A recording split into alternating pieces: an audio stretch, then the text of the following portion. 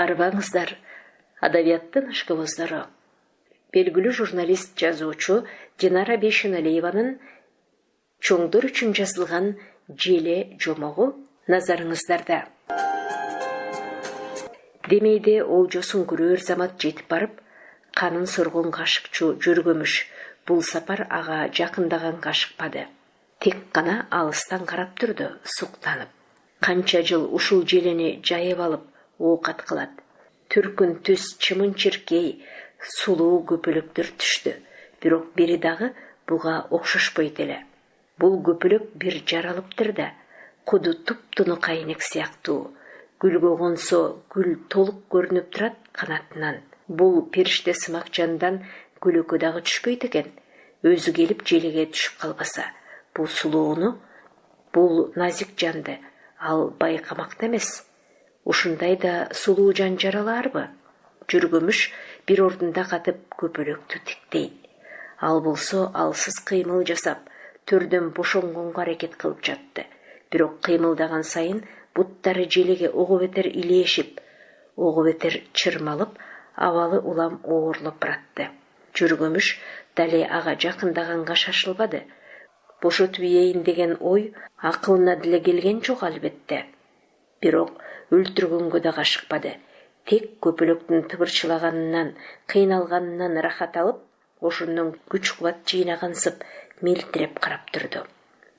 Эси ооп отуруп, көзү илинип кетти Жүргөмүштүн. Ойгонсо таң атып калган экен. Көпөлөк дали баягы ордунда турат, бирок кечээкидей кыймылы жок. Чекиттей болгон татынакай көздөрү жумулуп, жүзүнүн өңү өчө түшүптүр.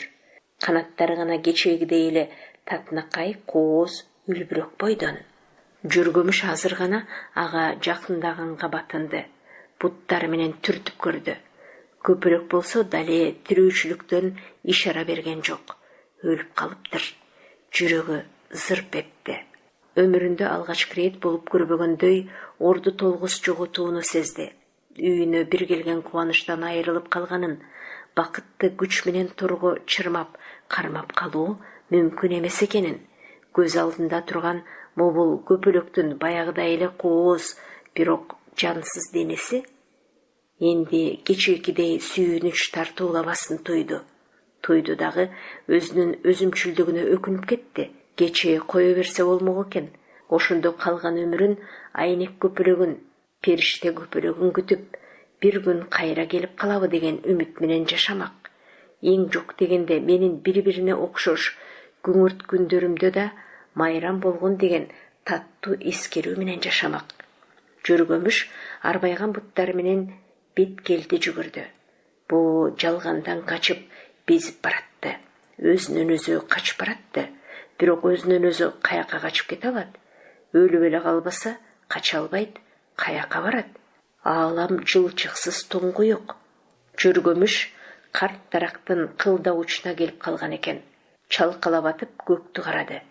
Ушундай өзүмчүл, ушундай кара мүртөз болуп жаралып калган тагдырына нааразы болду. Жек көрүндү болгондон тажады. Кошуналар анын үйүн айланып өтүшөт. Көрүстөндү көргөндөй качып өтүшөт.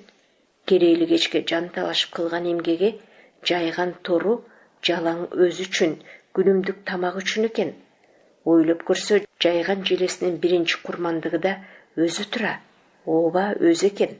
Желени тартып алып, кечке ол жаңдамай, бирөөнүн ажалын аңдамай, торго чалынып, кайсыл бир чымындын же көпөлөктүн шору кайнаса сүйүнмөй. Ушундай ойлордон ичи зил болуп, энди бул ишти жасабоону чечти. Картаң дарактын кабыгындагы коңулга жабышып алып, жылбай жатып калды. Өткөн жолу тарткан желеси акырындап үзүлүп, ичке жиптей чубалжып, улам жел жорткон сайын аз-аздан учуп отуруп жок болду. Бир күн өттү, 2 күн өттү, күндөр өтө берди. Бир күнү караса, тарбаңдаган буттары желеге түшкөн чымындай титиреп калыптыр. Ачкадан өлүп кетеби энди? Канчалык тагдырына нааразы болсо дагы, напсиси чыдатпай, маңдайга жазылган ушул болсо кантейин деген ойлор ордунан козгоду Жүргөмүштү. Акырын жылып самсаалаган бутактардын жанына барды дагы, адатынча желе токуп кирди.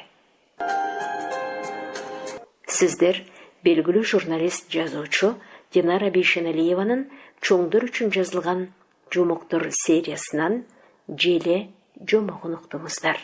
Окуган Кипариса Сурахманова.